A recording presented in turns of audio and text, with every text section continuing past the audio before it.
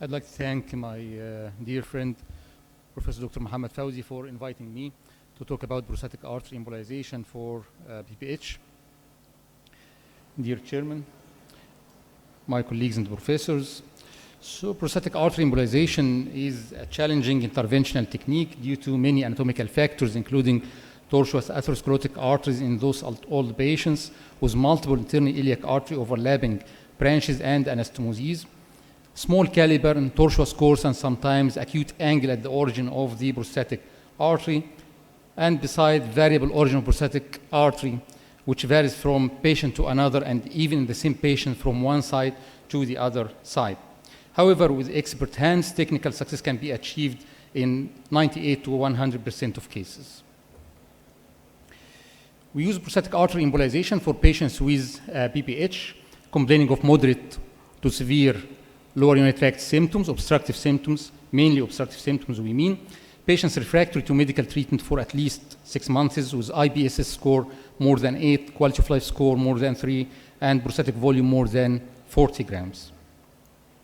Exclusion criteria include prostate volume less than 40, prostate cancer, large bladder diverticuli, large bladder stones, impaired renal function unless the patient is on dialysis, and active urinary tract infection which needs management before prostatic artery embolization.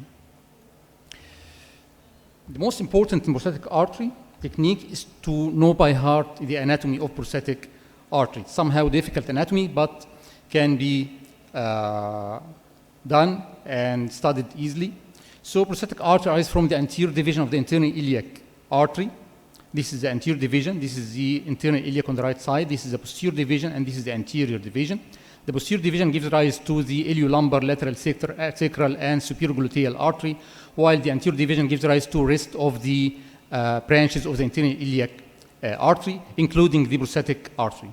Here again on the left side, this is the anterior division of the internal iliac artery, and the prostatic artery is usually second in order after the superior vesical artery, tortuous in course, as we see here and also here, and passes lateral, downward, and going medially below the superior vesical artery toward the prostate. This is the first branch, the superior vesical artery. This is the prostatic artery. This is the obturator artery with its characteristic fork-like appearance. This is the internal duodenal artery. Those are the branches of the anterior division of the internal iliac artery, and here, this is the rectal branch seen here. When we catheterize the prostatic artery and reach its distal segment, we can see this classic anatomy dividing into two terminal branches, central branch, which gives rise to mainly the adenoma, and posterolateral or peripheral branch, which is the capsular branch. Again, here the same appearance, central branch and peripheral or capsular branch, and this is the characteristic flush of the prostatic parenchyma and the adenoma. The origin of prostatic artery varies from patient to another, and we have many origins. As we see here, the classification of the prostatic artery origin according to Carnevali et al.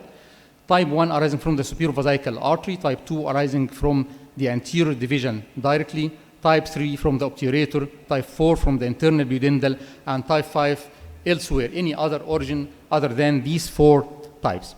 The most common origins are the superior vesical artery type 1 and the internal duodenal type 4. Together, they represent about 2/3 of the origins of the prostatic artery. In Carnevali series, the internal duodenal was more common than the superior vesical artery. In our series published last year on 210 patients, it's almost the same, with about 70% of cases, the origin arising from both the internal duodenal and the superior vesical artery. However, in our series, the superior vesical artery was more than the internal duodenal artery.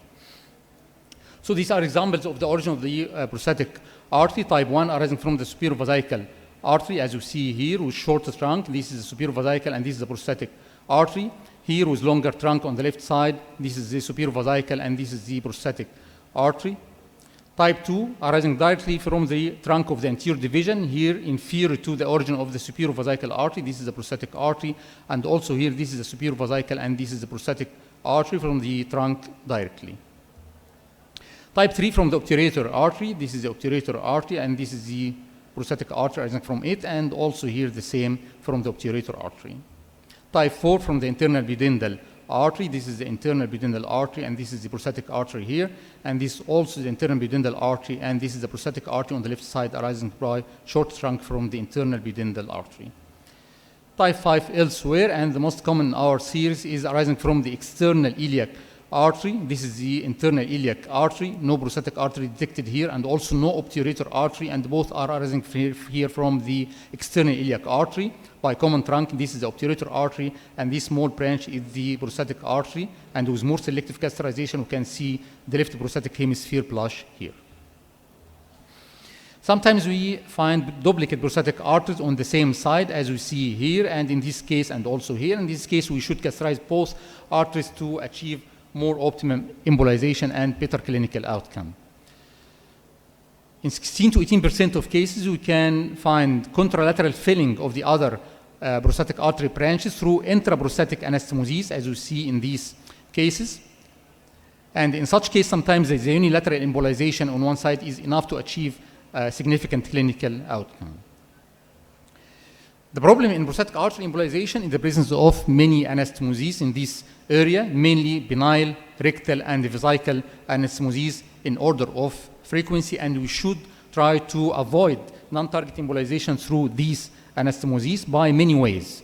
To avoid this, we should do superselective catheterization of the prostatic arteries as distal as possible. We do slow embolization with injection of the embolizing material, very slow and under monitoring. We take different projections to avoid any non-target arteries filling during injection of the embolizing material. We can do coiling of the non-target arteries. Also, if cone beam CT is available, this is a plus, and you can use to avoid non-target embolization. And during embolization, you should do intermittent control angiography, because during embolization, and as the parenchyma of the prostate is saturated by the embolizing material, the anastomotic channels may open, and you cause non-target embolization. So intermittent control angiography between the embolizing shots you should do to avoid the non-target embolization.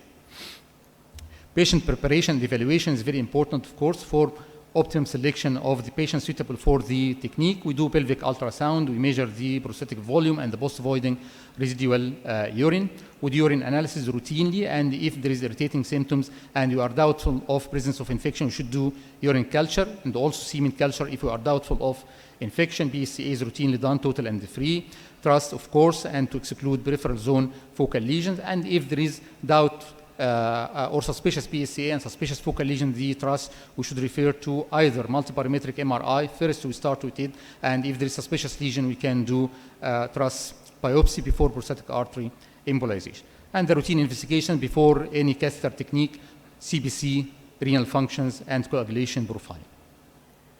Urine flowmetry is important to measure the Qmax, the urine flow velocity, and if below 12, this is significant and indicated for prostatic artery embolization. IBSS score, very important for every patient. Questionnaire of 7 symptoms, as you see here: incomplete emptying, frequency, intermittency, urgency, weak stream, straining, and nocturia. And every symptom gives takes score from 0 up to 5. So we have score of 35.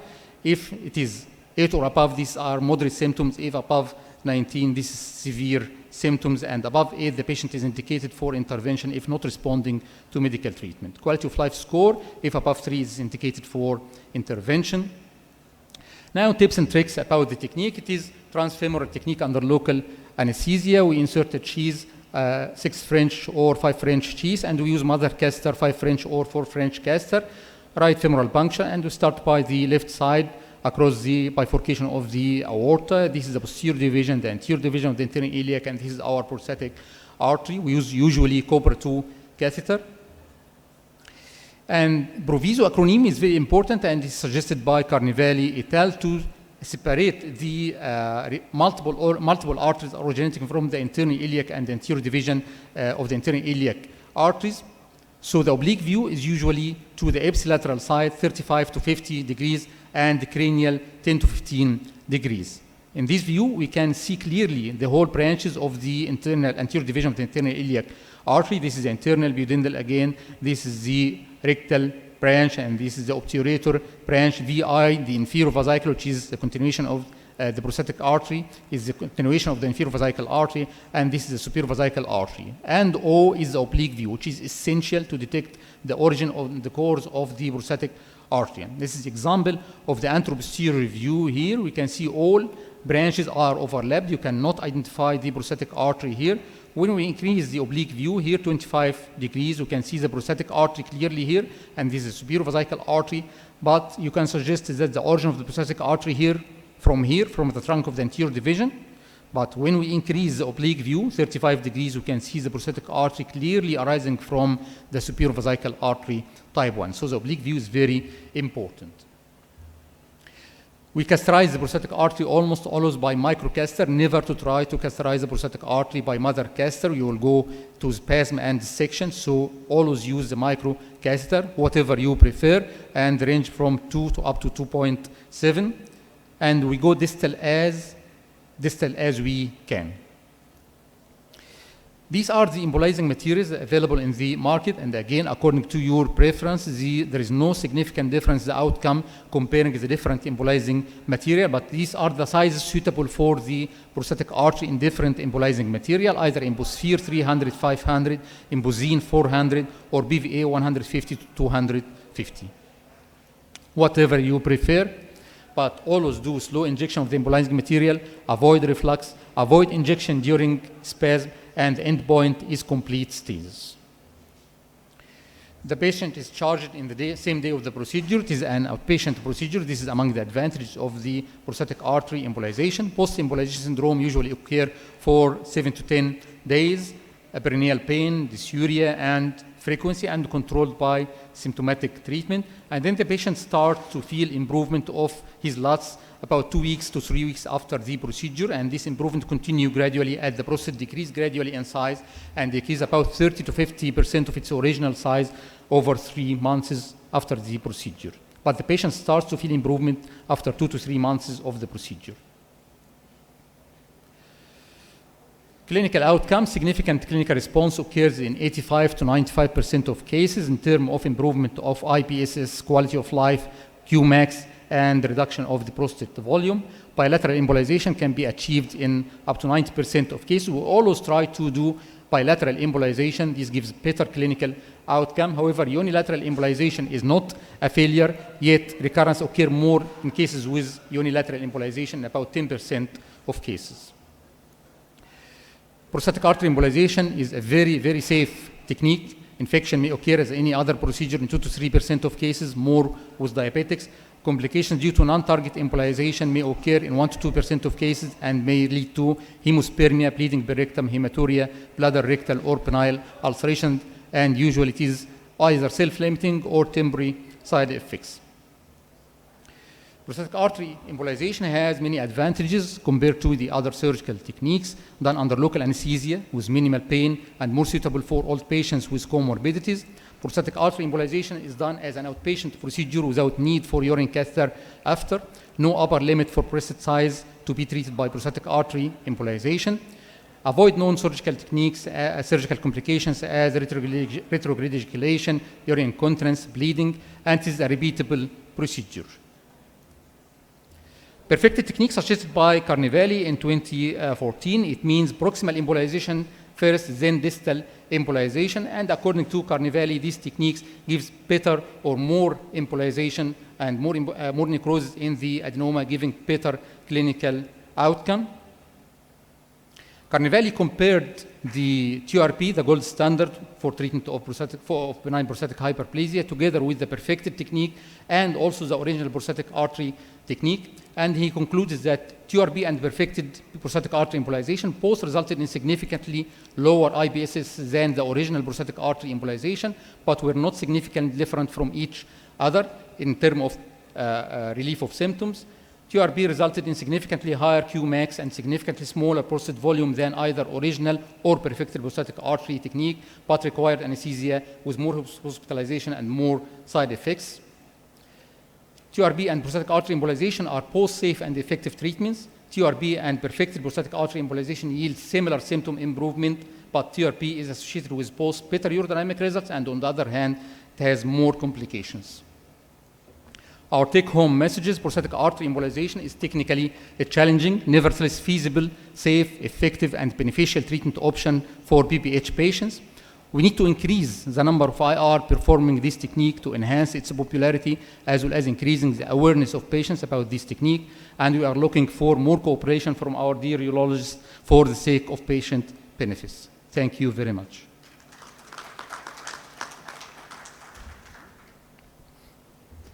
Thank you very much for keeping with the time. And can we postpone the question after the next lecture because this is the last one? As usual. Okay, Dr. Hani, tfadl. Okay, But I think I have questions. no, it's not a question. But as you wish. It's just something I want to clarify that from the urology point of view, it's very important to tell you that in our urology guidelines, prostatic artery embolization, it's a promising technique, and it has initial very good results, but still in our urology guidelines, it is stated as it should be only tried in clinical trials, and it's not in the guidelines. I'm sure it's different in the This is guidelines expected. of, this is expected. Yeah, This is I'm expected, and we sure are not it's different. expecting it will be one of the treatment options in your guidelines, actually, to be clear with you. We are not expecting this, it's and a we are not developing waiting for this, technique. actually. Yeah, It will remain like this. yeah. It's very good that you say that this is a promising technique and is. have initial good results, but it's not under clinical trials anymore. It is approved by the FDA, approved by the NICE, it is present in other guidelines, but it's not expected to be in your guidelines for sure. But what we request from you as urologists, I don't ask you to send me patients and say you are doing them. Sure, I will not ask this. But of course, there are patients that are not suitable for surgical technique. They should have another option. This is what And I this is- wanted to say also in this regard, that it would be very suitable for us to refer such patients, and maybe when we have a lot of patients like that, we can do proper randomized controlled trials, and it will definitely be an addition to the literature, and probably in the future, I'm sure the position of prostatic artery embolization will change. It might be in our guidelines as in other, like we have in our guidelines, a lot of other techniques that are not purely done by the urologist. So I expect in the future, after proper randomized controlled trials are done, that prostatic artery embolization might be in our guidelines, especially in patients who are not suitable for surgical intervention. Inshallah. Inshallah. But Thank you for the what we are presentation. requesting is a cooperation. Of sure, this is very beneficial for the patient sake. Yeah, Yes. because every patient needs a multidisciplinary approach. Sure. No, Sure. no, yeah, I mean, no one doctor can be responsible for the whole treatment of the patient, and the treatment should be a multidisciplinary approach in the end. So I think our cooperation is a must to provide the best care for the patient. You are welcome, and it's very beneficial, and we need this. And at least we need also from the urologist to mention this option for the patient. Even he will do TURB, it's okay, well and good, but the patient has the right to know that there is an option known as prostatic artery embolization with the advantage and disadvantage of the technique. As I tell my patients, you have the option of prostatic artery embolization, and you have other surgical options, and I tell him the advantages of every technique, and he choose what beneficial from him. What annoys me actually that many patients come to me and say that some urologists say bad words, incorrect and non-scientific words about the technique, and this is Well, this is actually the problem of practice in Egypt yes, in general. this is the problem. And, Yes. yeah, I'm sure you understand that. Yeah, sure. We have the same, we have the same feedback from patients, and so it's a problem of practice in Egypt. The best is the cooperation. Yeah, Yes. definitely. Okay. Thank you so much. Thank you.